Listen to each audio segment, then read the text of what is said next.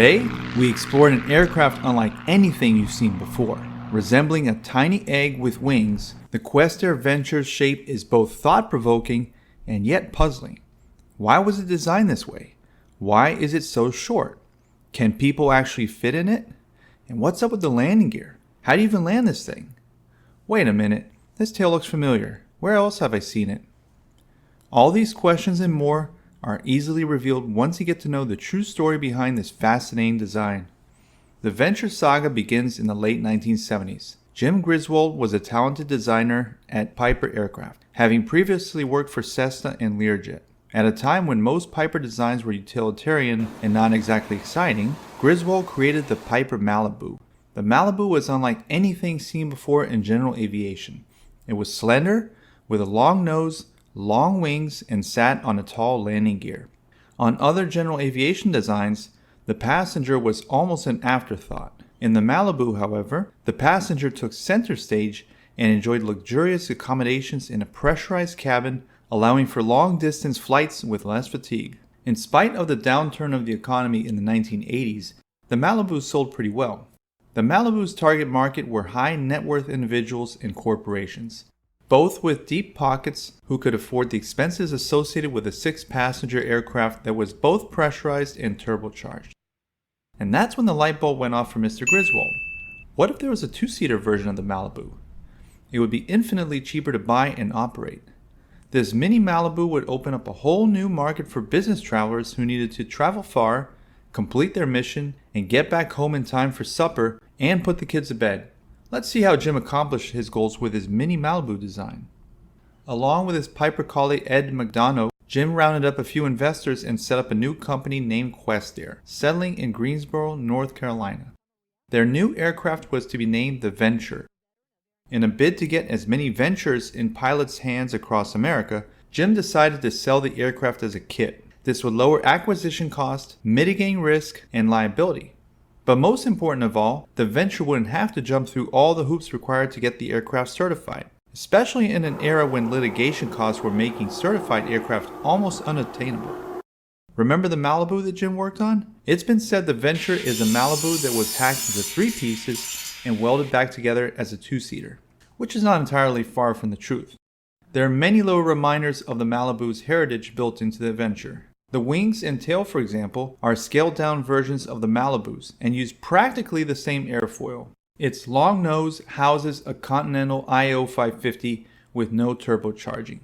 Because of its short stance above the ground, it uses a short prop with very thick blades, allowing it to absorb all the horsepower and maximize thrust. Designed entirely using groundbreaking computer-based technology, also known as CAD/CAM, the Venture was built for maximum efficiency and little weight. At the time, the Questair was competing for market share with 2 other fast home builds, the Landsair and Glassair.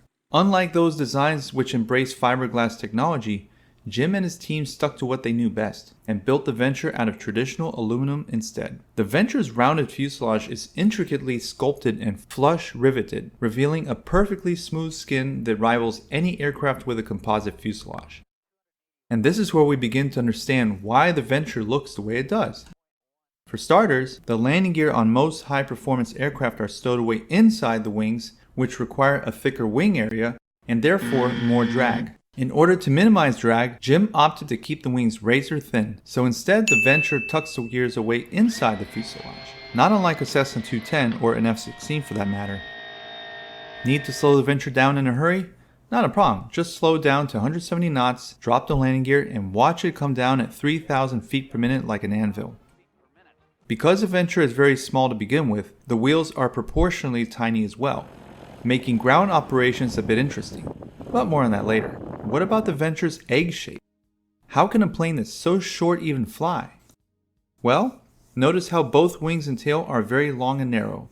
This is called a high aspect ratio wing and works perfectly well for high performance missions. The distance between the wing and tail is in perfect harmony, which means it's just as stable as its competitors, or any plane for that matter. Jim Griswold literally did away with as much fuselage as possible, leaving only as much room as necessary for the cockpit and tail surfaces, and thus creating one of the lowest drag designs ever built. It should be noted that a Venture is only 16 feet from nose to tail, making it almost 8 feet shorter than a Cessna 150. So what makes people think the plane is so short is in fact the very wide fuselage coupled with the long wings. Which leads us to the next major Venture selling point. Remember when I mentioned that the Malibu was designed for maximum comfort at long ranges? Well, so was a Venture. The fuselage was an awe-striking 46 inches across, giving the pilot and passenger the same space as a Malibu. Part of this was because the landing gear was tucked away between the pilots, which conveniently added to the feeling of spaciousness to the Venture. So at this point you're thinking, okay, it's spacious and now the design is starting to make sense. But I bet it takes a pilot like Bob Hoover to fly this thing, right? There's no way this plane is safe to fly. And once again, you'd be wrong.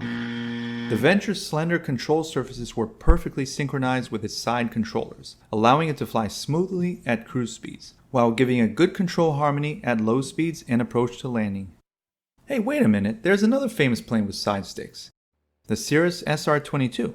It turns out that Jim Griswold went to work for Cirrus years later and developed very similar side controls as used in the Venture. The breakout forces felt on the controls are handled by spring cartridges, which further added to the stability of the Venture. Okay, it's spacious, well balanced, and it flies well. But I bet it lands faster than an F-18, right? Wrong again. The Venture's wings are designed for both high and low speed.